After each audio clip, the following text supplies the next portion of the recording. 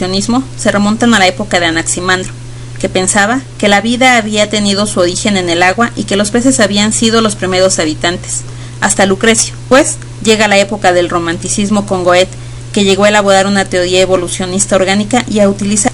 Después Hegel piensa que la civilización ha sido lograda paso a paso, llamándose a esto la evolución de la idea. Llega así la evolución del mundo inorgánico e inanimado, siendo su principal representante Sir Charles Lyell, creador de la visión moderna de esta ciencia, que escribió los principios de la geología entre 1830 y 1833. Defiende el evolucionismo geológico. Él fue una influencia directa para el evolucionismo de Charles Darwin. Después aparece el naturalista francés Lamarck, que creó y difundió la teoría de la evolución relacionada con el comportamiento.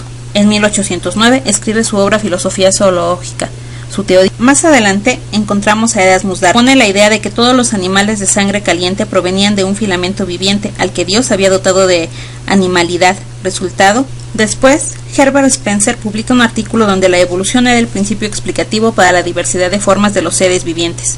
En 1885 aparecen sus principios de psicología, donde dice que la mente puede ser comprendida como algo en evolución. Spencer es un asociacionista. Él ve la evolución como un cambio, donde se da la adaptación a las condiciones externas, la diferenciación de cada animal procedente de cierta manera peculiar, y la utilidad de la función, donde los reflejos son las reacciones más simples, inflexibles y diferenciadas y groseras. Así llegamos al punto culmen con Charles Darwin, que él dice que en cada especie nacen más individuos de los que pueden sobrevivir, por lo que debe darse una selección natural donde viven los más aptos. Así, en 1859, lanza su obra más importante, El origen de las especies por la selección natural o la conservación de las razas favorecidas en la lucha por la vida. Darwin dice que la descendencia humana y la selección natural se aplica a la teoría general de la evolución de la especie humana. Dice que descendemos de un antepasado. Thomas Huxley da testimonio de la posición del hombre en la naturaleza, afirmando que el hombre es también resultado de la evolución. Darwin trata sobremanera de demostrar esta afirmación. Esto causa un gran conflicto, no solo a nivel científico, sino también a nivel religioso, pues echa por tierra todas las teorías acerca de nuestra descendencia a partir de la creación de Adán y Eva. Después escribe su obra La expresión de las emociones en el hombre y los animales, donde trata de estudiar la vida como función adaptativa y no como el contenido de la mente. Culmina con el funcionalismo americano, que se da en 1920, cuyo principal protagonista es Osborn, quien defiende a capa y espada la teoría de Darwin, pese a las burlas de sus contemporáneos. Darwin se interesa también por la génesis de los rasgos de la evolución, animando a los psiquiatras a estudiar la etiología de los humanos. Con ello se da pie al nacimiento de la psicología clínica y de la psiquiatría moderna. La misma actitud genética y evolutiva de los rasgos o habilidades puede servir de base a la psicología evolutiva de Darwin. Así, aparece la psicología comparada, donde Descartes establece una distinción entre los animales y el hombre. Dice que los primeros pueden explicar su conducta solo a través de la materia, mientras que los hombres tienen una doble dimensión de materia y conciencia. Reafirma la discontinuidad de la escala biológica y conserva al hombre en un puesto privilegiado. A compararse la psicología humana con la psicología animal, Gesner, en el siglo XVII, escribe la historia natural de Buffon, donde él dice que podemos comparar nuestra historia de acuerdo a las bases que Darwin ha expuesto con los animales, llegando a la conclusión también un cierto grado de inteligencia, creándose la escuela anecdotista o antropomorfista de psicología comparada. De la escuela anecdotista, su principal representante es Lubbock, que en 1882 escribe su obra sobre la vida de las hormigas, avispas y abejas, en la que trata de hablar de su vida social, atribuyéndoles un cierto grado de inteligencia. George Romanes, en 1882, publica La inteligencia animal, que es el primer libro de psicología comparada. Después llegamos a la escuela instintivista, donde Spalding, a principios de 1870, se siente inspirado al escuchar una conferencia de Bain, que dice que el comportamiento de los animales es aprendido por imitación de sus congéneres. Spalding no está de acuerdo con esta idea. Él trata de comprobar de muchas maneras que las pautas ya de la conducta han sido establecidas a través de un mecanismo nervioso que se transmite de modo hereditario. Este fenómeno de seguimiento fue descubierto por Spalding, pero después aparece la escuela experimentalista, con Morgan, quien trabajó observando a los animales en su medio ambiente y controlando las variables. Morgan es el iniciador de la psicología experimental animal en el campo, mientras que Thorndike de la psicología experimental animal en el laboratorio. Después aparece Hobbes, que publica en 1901 La evolución de la mente.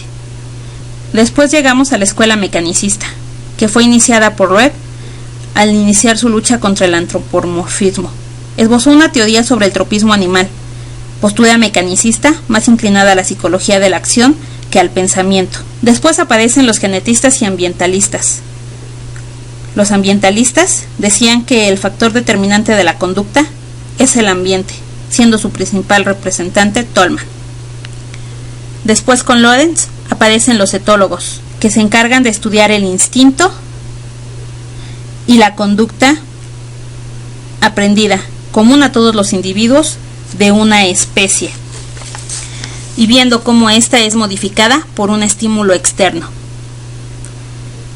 Crea el experimento de privación, que le es muy útil para distinguir entre el comportamiento innato y el adquirido. Así, llegamos a la psicología diferencial, de la cual su principal representante es Juan Huarte, que en 1575 escribe su obra Examen de ingenios para las ciencias, donde se muestra la diferencia de habilidades que hay en los hombres y en el género de letras que cada uno de ellos corresponde, donde si predomina el calor, sobresale la imaginación, o la sequedad, la inteligencia, y la humedad da rienda suelta a la memoria fácil. Huarte es considerado justamente padre de la psicología diferencial y concretamente de la orientación profesional, al localizar las potencias superiores del alma en los ventrículos cerebrales. Después surge la frenología, la fisiognomía y la tipología, que trata de establecer conductas basándose en las características físicas de los seres humanos. Así llegamos a los estudios de tiempo y reacción, iniciados por Helmholtz en 1850. Después, Donders y de Geers, en 1860, comprueban la importancia de otros factores de índole no exclusivamente fisiológica, sino también psíquica y de planteamiento experimental acerca de los tiempos de reacción. Diseñan 3 clases de experimentos: los de reacción sencilla, los de reacción de discriminación y los de reacción de elección.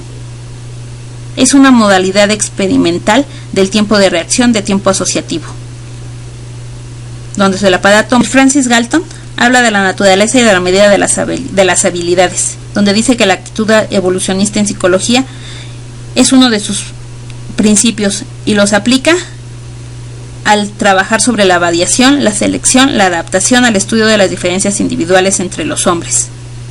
Dice que las características psíquicas eran heredadas y medibles. En 1883 publicó Investigaciones sobre el talento humano y su desarrollo. Fue el gran precursor de la psicología científica. Estudió las imágenes mentales e ideó un cuestionario. Encontró que los sujetos no eran siempre capaces de tener claras y exactas imágenes mentales, pese a tener un alto coeficiente intelectual y un buen nivel de preparación. Así, Adolf Witt, estudiando la estatura de muestras muy numerosas de personas, llegaba a la conclusión de que los dos se le llamó el propósito inicial de la naturaleza, que era obtener las características del hombre medio.